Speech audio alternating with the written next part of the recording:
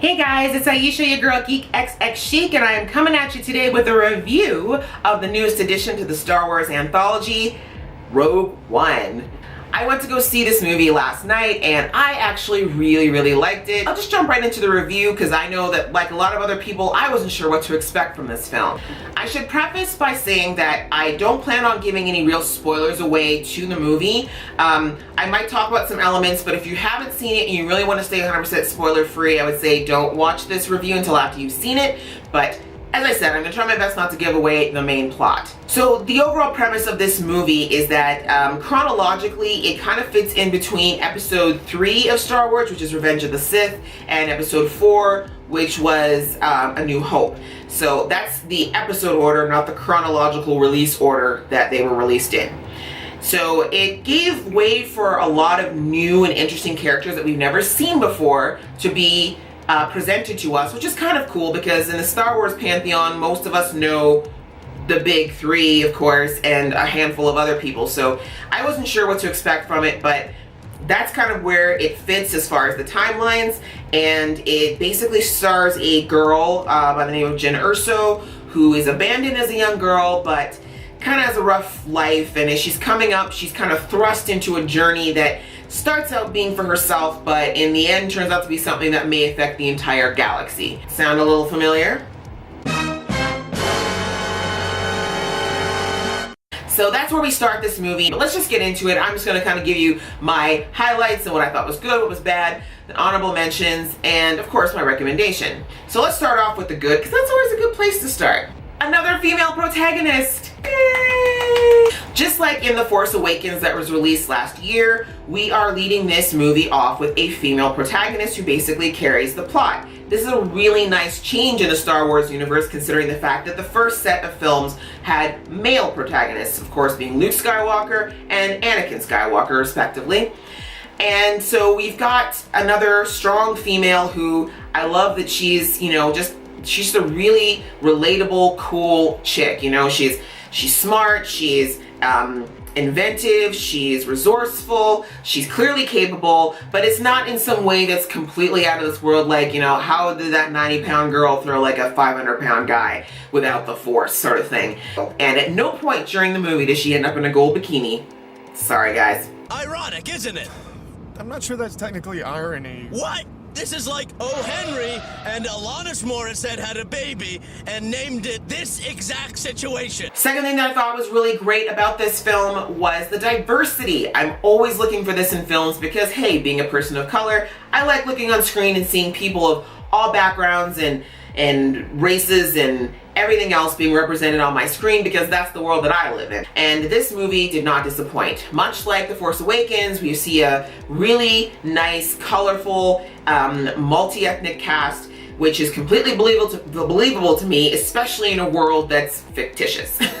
So we've got, of course, as I mentioned, there's Jyn, but one of her biggest supporting actors is Diego Luna, a Mexican actor who I've been watching since way back on Y Tu Mama Tambien, which is a wonderful Mexican film that has nothing to do with sci-fi, but a really good watch if you haven't seen it. We also have, of course, Mr. Forrest Whitaker, who we saw a lot of in the trailers and all the promotional posters.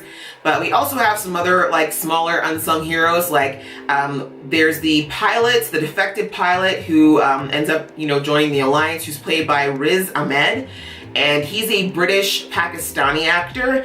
He apparently is kind of a rapper actor, well known in Britain. I've never heard of him before this, but I really enjoyed his performance in this, so good job, buddy. And there's also Donnie Yen. And if you are a Kung Fu movie fan, you've seen, or you've watched a movie in the last 20 years, then you've seen Donnie Yen at some point.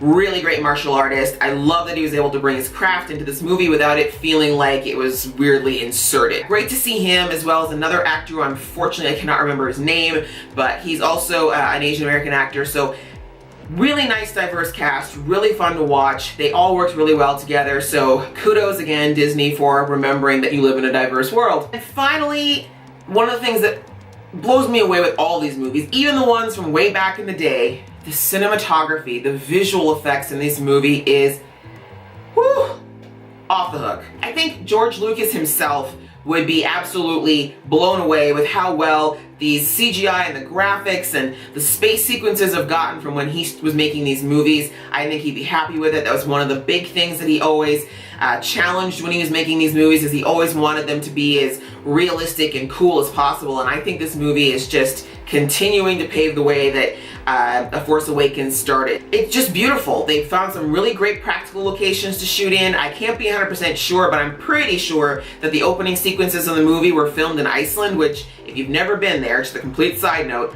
beautiful country. Everywhere you look looks like a painting, and it's just gorgeous. Visually, beautiful places they shot, and then of course, like all the space sequences, one of the beautiful battle scenes that we see near the end, it's just beautiful. You honestly don't know where practical effects end and where the CGI begins, and in my opinion, that's good cinematography. So I really hope that those guys get some sort of award for it, because it was done beautifully. Now for the bad. First, I would say is we had a crazy amount of locations that were thrown at us within the first like half an hour or so of the movie. Like literally, I think there was like 7 or 8 planets that were just like, oh, we're here, oh, now we're here, and then this is over here, and that's over here. And it was literally for like 2 scenes. And I'd have to rewatch the movie to actually even begin to know what half of those were. Like I felt like it was like, is this gonna be on an exam? I mean, where are we going now? I don't think it was necessary. It was just a lot of jumping around, and I get that maybe they were trying to just let the audience know that, hey, this is a galaxy and it's big and there's things going on all over the place, but the fact that we have completely different scenery and sets and feels and tones to those scenes is more than enough to me to show that we're in a different location. I just felt like it was excessive, and I don't know, it distracted me. It definitely took me out of the movie a little bit to be like, wait, we're on our 9th planet now, am I supposed to remember this? Whoops. Holy hulked out in the camera. Sorry about that, guys. I feel like they could have definitely just kept it down to the 2 or 3 main core planets that any of these movies ever really focus on, and left it at that. But it's a minor nitpick, but it did bother me a little. The second thing that I wasn't a big fan of, which was the pacing in the first half. This movie was 2 hours and like 10 minutes long, so, you know, about the average for most movies these days. The first hour to me just felt very rushed. It felt like they were trying to just slam so much story into just, you know, this first hour so they could get into the actual plot of the movie in the second hour. And I don't understand why that would be necessary for a couple of reasons. The main one being that this is a movie that fits in between 3 or 6 other movies that are already out there and have been for a long time. They don't really need to lay that groundwork. You know what I'm saying? Like, I mean, of course there is going to be a small subsection of the audience that may have never seen anything Star Wars before that might decide to start with this movie, but I'm willing to bet about 95% of the people seeing this have seen at least one Star Wars movie before, so they don't really need to lead, to me anyways, I don't feel like they needed to lay that groundwork. I don't know, it just was very jarring, because of course it's a lot of information and it's not easy to cover you know, 6 movies worth of stuff in 1 hour. It's extremely hard. So anyway, little nitpick again, but I just felt like I felt myself coming out of the movie a few times to be like, wait, why are we jumping around so much? And finally, this is, you know, not again a major one, but it's kind of sad. Not that any Star Wars movie is necessarily all happy-go-lucky and chirpy, but this one definitely has a darker tone overall for a Star Wars movie, so if you're a crier, bring some extra tissue. You're gonna probably find yourself dabbing the corners a little bit. It's not necessarily gonna make you feel all that warm and fuzzy leaving. But yeah, overall that's kind of the real negatives that I found with it. This movie overall was good to me. I really enjoyed it. It was thoroughly entertaining for what it was, which is a nice semi-standalone installment in the huge mega giant thing that is Star Wars. A few things that I thought deserved honorable mention.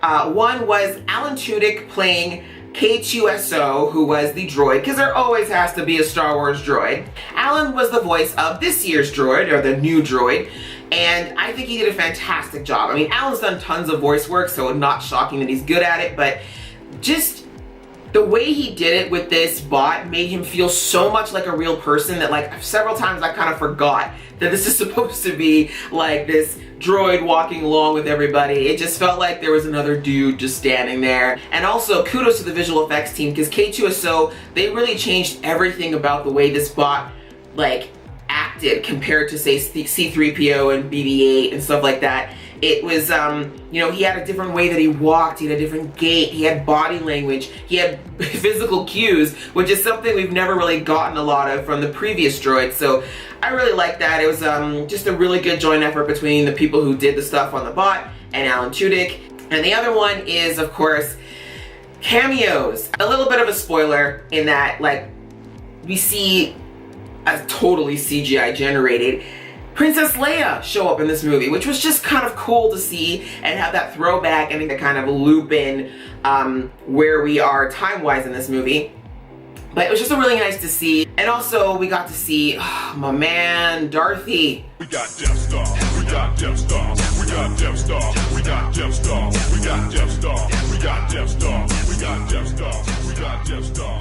Just seeing Darth back in action, showing just what a crazy Jedi/Sith that he is, I love that. I mean, I'm one of those weird people that likes the villains in a lot of films because they just tend to be more interesting to me. And Darth is one of my favorite villains of all time, so it was just cool to see him, see why he was so feared in those first few movies that came out. But that's basically all that I really had to say about the movie. I think it was great. If you are a Star Wars fan, you should definitely go out and see it if you haven't already. And if you're new to the franchise and you're thinking about going, you can definitely start out with this movie. As I mentioned before, they do try to put a lot of context into this film so that you can catch up, but I would really suggest that you go ahead and watch episodes 1 through 3 and then watch this movie if you're just jumping into the franchise, because I think you'll really enjoy it. So that's basically it for this review, guys. Thank you so much for watching. If you liked it, please click like, and if you have anything to say, please put it in the comments. I've been reading it. You guys have been awesome about that. And if you want to see more from this geeky little face, feel free to subscribe.